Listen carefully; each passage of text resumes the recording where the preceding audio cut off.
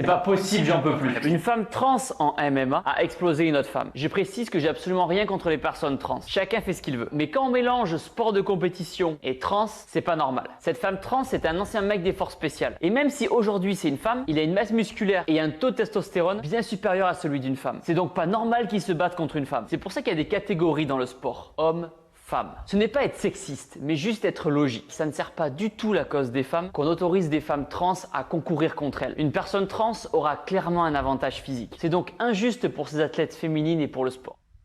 Alors, ça, c'est le débat qui a été posé. C'est bon, ça a fait hurler, hein, je vous dis la vérité. Alors, le combat en question, on va regarder un petit bout. C'est vrai qu'il y a une différence. On regarde, on en parle juste après, mais c'est vrai que c'est pas très équilibré, quoi. Where this isn't a shock to the system, but we will find out as Provost comes out swinging as we expected. Has one MMA fight that was back in 2015. Finally here in the first week of September, second week of September, it happens. And you can see they're trying to bring down to the double leg, took her down to the ground.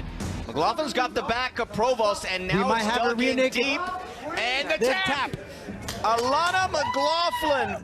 Lady Farrell. Alana McLaughlin.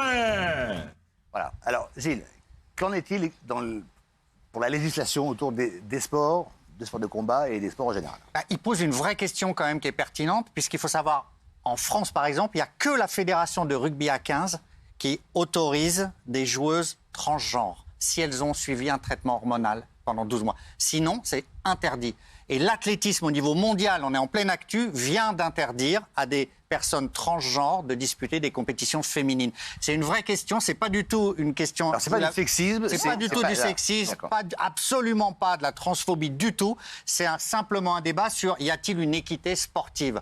Il y avait la fameuse athlète africaine du Sud, Semenya, qui concourait en athlétisme et dont tous ses concurrentes disaient mais elle est favorisée par rapport à nous. Oui. Et elle ne pouvait courir d'ailleurs qu'à partir du 400 mètres. 400 mètres. Exactement. Avec un suivi très précis du taux de testostérone. Donc c'est un vrai débat. Je trouve que, alors peut-être un peu maladroitement, mais il pose une vraie question de l'équité sportive. Alors, après, si on inverse le propos, ceux qui décident de devenir hommes, alors qu'ils sont femmes, qu'est-ce qu'on fait pour eux? Parce que pour le coup, ils sont désavantagés. Alors là, et là, personne ne dira rien. Ah non, et la question se pose moins, évidemment, vous l'avez dit, parce qu'il y a moins un problème d'équité ou d'inéquité. C'est qu'ils sont désavantagés. Et donc, c'est un vrai problème. Un vrai problème. Et la natation, aux États-Unis, il y a une nageuse qui a tout raflé. Voilà, et donc ça a fait un vrai débat parce que les concurrentes ont dit mais c'est une personne transgenre, donc nous, on ne peut pas concourir contre elle. Et maintenant, la natation va créer une catégorie des personnes transgenres. Ce qui est bizarre aussi, parce qu'ils ne vont pas concourir tout seuls dans leur coin. Mais c'est un vrai débat qui se pose actuellement dans le sport de haut niveau. Et donc l'athlétisme, maintenant, qu'est-ce qu'on a décidé? Banni les personnes transgenres. Le terme fait mal, parce que c'est banni. Les personnes transgenres sont bannies des compétitions féminines d'athlétisme. Ça a été décidé hier. Qui ça choque? Non, mais je pense qu'on pourrait partir du principe que toutes les femmes n'ont pas la même force. Si demain je me bats avec Daniel, il y a déjà il y a une différence. Elle te met une branlée. Elle me met une branlée. Une différence par rapport à quoi? Daniel, je pense qu'elle a plus de force que moi. Oui, mais je suis plus molle. Elle a plus de poigne. Donc, de toute manière, quoi qu'il arrive, on peut aussi partir du principe que toutes les femmes n'ont pas la même force, que ces femmes-là, elles prennent des bloqueurs tout au long de leur tour. Si on va grossir le trait, si demain, moi, je décide de devenir une femme, si je me fais un match de boxe avec vous, ça va durer 2 secondes. Ouais.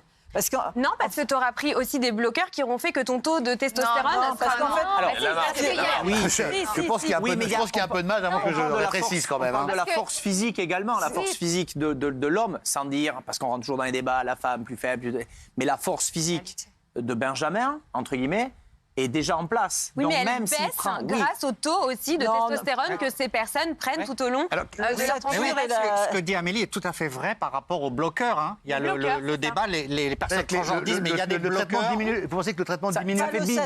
Oui, ça fait baisser la testostérone. Pas la force, pas l'ossature. On est d'accord, c'est ça. Et Amélie, excuse-moi, mais si on boxait, par exemple, on ne boxerait pas dans la même catégorie. Il y a des catégories exprès de poids et tout ça. Alors dans ce cas-là, il faudrait peut-être créer, parce que dans Evangile, une catégorie spécialiste pour les transgenres. Et dans ce cas-là, il n'y aurait plus de débat, il n'y aurait plus de problème. Oui, mais à ce moment-là, c'est comme en natation, mais elles vont concourir quasiment seules.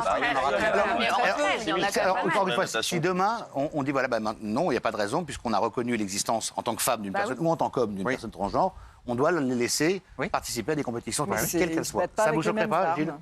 Il y avait l'athlète, moi j'ai suivi tout le parcours de cette fameuse athlète sud-africaine Semenya et qui elle disait mais moi laissez-moi courir. C'est très particulier. Moi je pense quand même qu'il y a une inéquité. Bien sûr. Pourtant, je suis souvent pour l'inclusion totale. Mais là, je pense que ces femmes sont favorisées pour des raisons physiologiques, effectivement. Et Thibaut Inchep citait l'exemple aussi de l'handisport.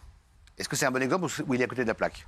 En disant, voilà, on fait bien des compétitions handisport, dans toutes les catégories d'ailleurs. Il y a des problèmes aussi dans les catégories handisport. Et il y a des problèmes aussi d'ailleurs. Par exemple, ceux qui courent avec des lames courent quasiment plus vite que ceux qui courent sans lames. Ah oui. C'est vrai. Mais ce qui va se poser aussi après, c'est parce que, vous savez, on parle du dopage. Vous savez, il y en a beaucoup qui prennent de la testostérone, par exemple, pour différents sports. Là, c'est pareil. Les taux, est-ce que ça va être vu comme du dopage? Est-ce que il y a tout qui rentre? C'est un sujet complexe. Je pense qu'il faudrait faire des catégories. Ouais. Une carrière, Une carrière de sportif de haut niveau, ça dure pas très longtemps, c'est-à-dire 30 ans, et elles peuvent aussi décider de faire leur transformation après leur carrière de sportive aussi. Ah bah là, tu remets en un choix de vie.